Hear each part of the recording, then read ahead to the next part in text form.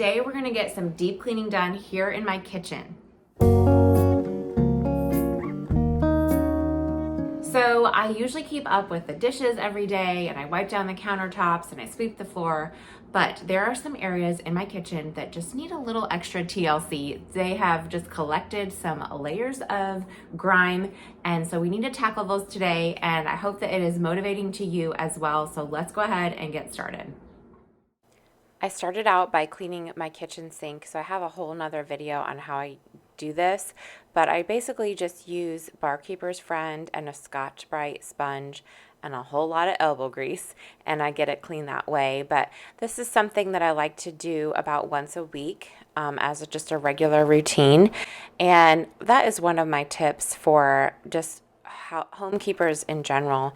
When you are trying to maintain a home and keeping it clean, one of the best things you can do is follow a regular routine and cleaning schedule. And by that, I don't mean like being really rigid in, every Monday you do the laundry and every Tuesday you clean the bathrooms. But that every week you're going to get the bathroom clean or you're going to mop the floors, and that way you know exactly what needs to get done and you will get it done sometime throughout the week or the day. So I have certain things that I do, like I said, once a week. Cleaning the sink is one of them, cleaning the bathrooms, dusting, mopping, vacuuming the stairs in our home. And then I will also just daily, I will keep up with vacuuming and sweeping in our regular areas that we traffic a lot.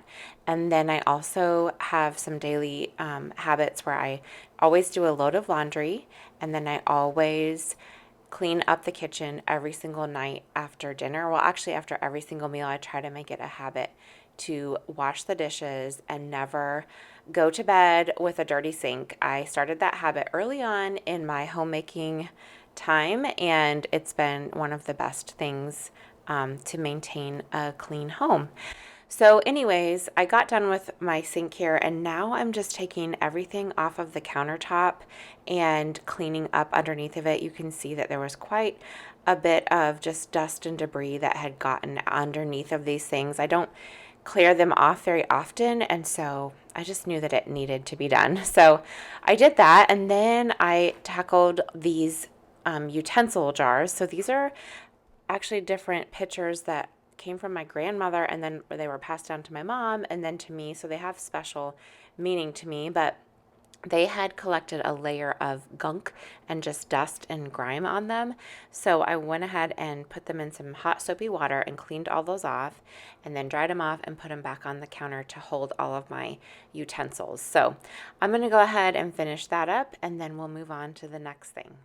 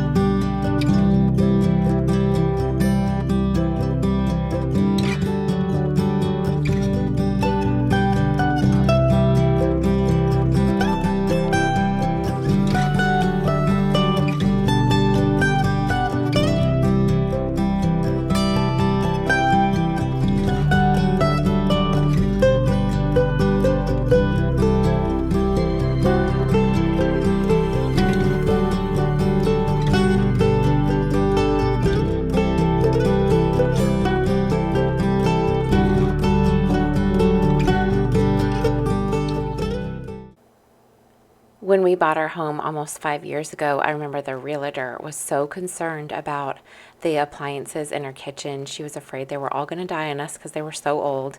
They were original to the home. And I know they're not the best looking. They're definitely not the fancy stainless steel or even, just newer appliances. But I'm so thankful for them. And sometimes just cleaning them and just keeping up with them really does make a difference. And so I think that's really important, that when you're thankful for what you have and you take care of it, that really does make a difference. And then you're content with what you have. And honestly, my stove works great, my fridge works great. And so I just want to make sure that I am doing my best as a homemaker to take care of what God has given me. So you can see here I'm showing, apparently I had some mint ice cream that had just melted, and there was a big long line of mint ice cream on the other side there, so I'm going to take care of that. And then just, the regular grease drippings from cooking on the side here. So I'm going to take care of that, clean that up, and then also underneath of the stove, under the burners, there was some gunk that had collected. So I'm going to wipe up all of that as well and get all of that cleaned up.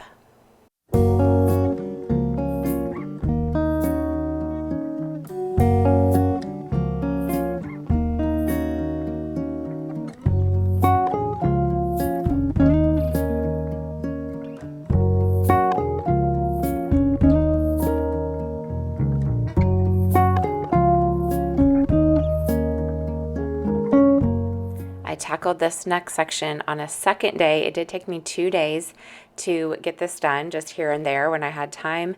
And so I'm taking down all of my kids' artwork and all of my lists off of the refrigerator so that I can give it a good wipe down on the outside, and then also on the shelving on the door. It needed a good wiping there as well, so I took care of that. And then I wanted to mention just a couple of tips here.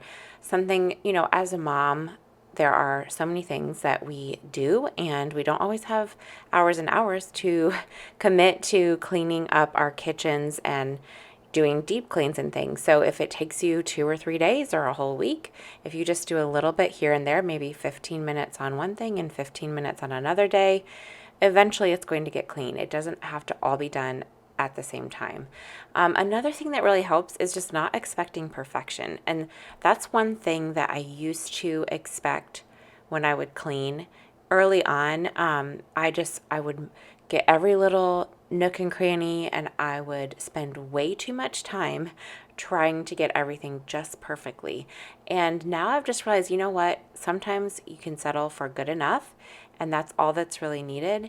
It saves you time, it saves you energy, and then you're not stressing over making sure you get every little thing. So that helps me as well. But anyways, I'm going to finish up this refrigerator, and then I'm going to tackle the trash can.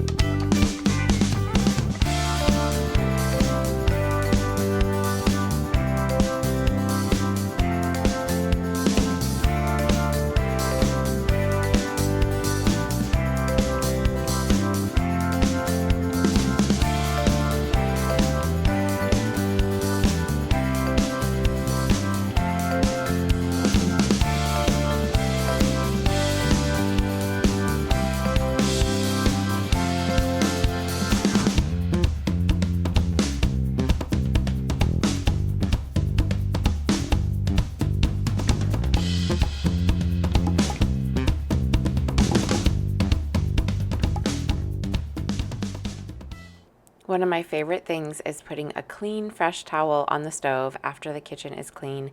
This one happened to belong to my grandmother's. She actually never used it. It was still in its original wrapper, and I decided to just pull them out. There's one for every single day, and I love having that here in my kitchen. If you know me, you know I love old vintage things, so it fits my style quite well. But anyways, it was so good to have a clean kitchen, and I hope that it helped motivate you as well. I was able to open the windows and let in some fresh air and hear the birds chirping, which is always nice as well.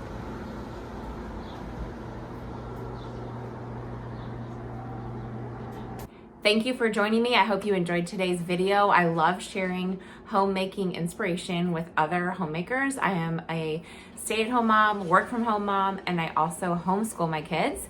And I'm a Christian, and yeah, I just love being here on this space here on YouTube, and I am thankful for each of you who follow along. If you haven't subscribed, then hit that subscribe button and hit the like button if you liked today's video, and I will see you in the next one. Bye.